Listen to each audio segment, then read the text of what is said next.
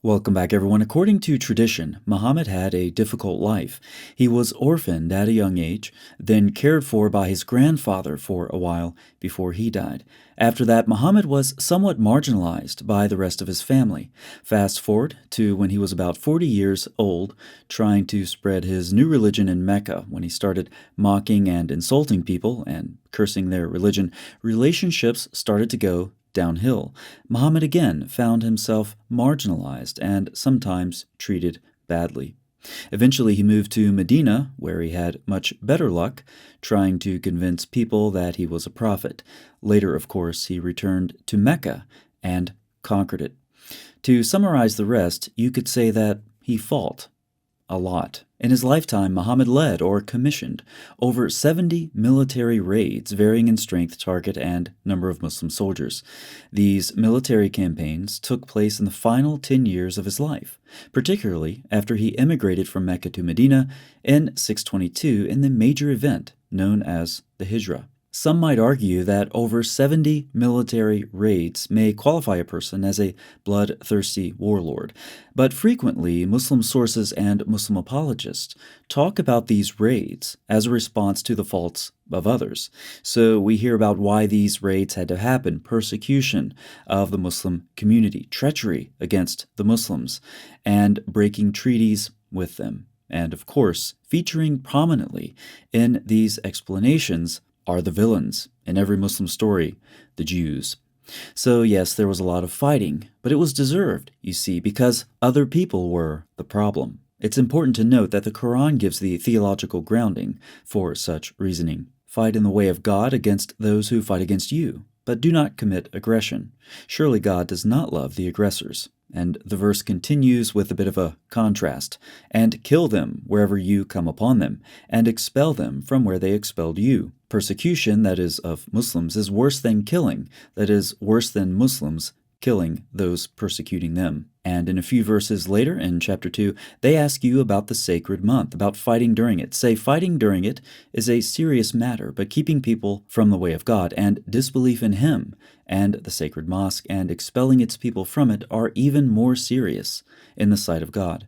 Persecution is more serious than killing. Mark Dury's comments on this topic are insightful, and you'll notice how what he says is just as applicable to the early history of Islam as to our modern period. One of the themes of Muhammad's program was an emphasis on the victimhood of Muslims. To sustain the theological position that conquest is liberation, it becomes necessary to seek grounds to find the infidel enemy guilty and deserving of attack.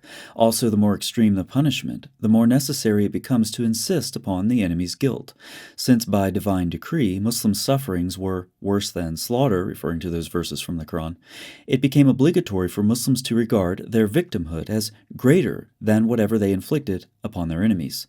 The greater victimhood of Muslims became a doctrinal necessity, a feature of the compass of faith for Muslims. Dury also quotes a few modern examples from Muslim leaders of this narrative. Emmerich refers to the early history of Islam and says that the expulsion of the Jewish tribes was due to their own duplicity and treachery. Pickthall says that before every massacre of Christians by Muslims was a bigger massacre of Muslims by Christians. And Professor Ahmad bin Muhammad, it's like, how many times can you fit variations of Muhammad in the same name, shouts, "We are the victims. There are millions of innocent people among us, that is the Muslims, while the innocent among you, that is the unbelievers, number only dozens, hundreds, or thousands at the most." This is all precisely where the interests of radical Western political activists and Islamic theology align.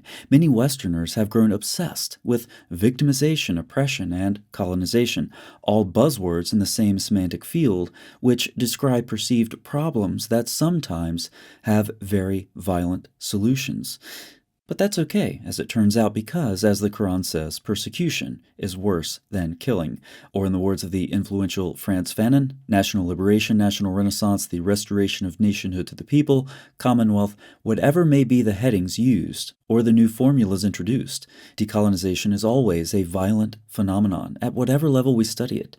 Decolonization is quite simply the replacing of a certain species of men by another species of men, which sounds like genocide. So it's no surprise when the G-CARE director, that's the Garbage Council on American Islamic Relations, refers to Hamas breaking the siege of its concentration camp on October 7th, and how happy this made him, and how Israel has no right to defend itself. Violence is justified against the oppressor. Decolonization is always violent.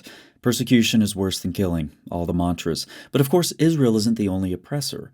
More broadly, this is an anti-Western campaign, and so again, not surprisingly, here's an example of what we're seeing in numerous major Western universities and the younger generations of political activists.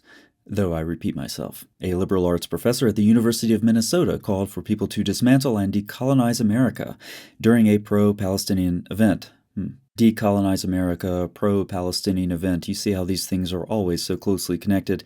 It is our responsibility as people who are within the United States to go as hard as possible to decolonize this place, because that will reverberate all across the world. The U.S. is the greatest predator empire that has ever existed. Pro-Palestinian activists are mostly just anti-Western more broadly. It's all part of the same coalition. And over 2 months after the horrific attacks in Israel, with many extremely disturbing details about what these jihadis did, easily publicly accessible, a Harvard-Harris poll shows that 66% of 18 to 24-year-old useful idiots in the U.S. believe the Hamas attacks were genocidal. But here's where the ideological puzzle piece fits in. 60% of 18 to 24-year-old useful idiots believe that the attacks can be justified because of the grievances of the Palestinians. Therefore, the attacks are both genocidal and justified, according to the majority of 18 to 24-year-old useful idiots, because of grievances. Oh yes, and Queers for Palestine is still a thing. It's confusing initially to see Westerners who would be terribly oppressed under an Islamic State cheering support for movements trying to create an Islamic State. In the end, these Western and Islamic ideologies collide, certainly. But for now, many in the West, obsessed with these ideas, are fully in agreement with the Islamic theological motivations for jihad. Persecution, however that's defined, is worse than killing. Killing is justified by grievances. Decolonization is always violent. Cancerous Western ideologies, on this point, are at least fully in line with the Quran, as well as the way Muslims try to portray both their history and their modern plight. It's disgusting to see what kind of people this common ground produces, and you can be sure that this common ground contributes to the advancement of the Islamic agenda. So stay tuned for more Islamic radicalism in action, whether directly or indirectly, via its useful idiot Western proxies. Thanks so much for watching. I'll see you next time.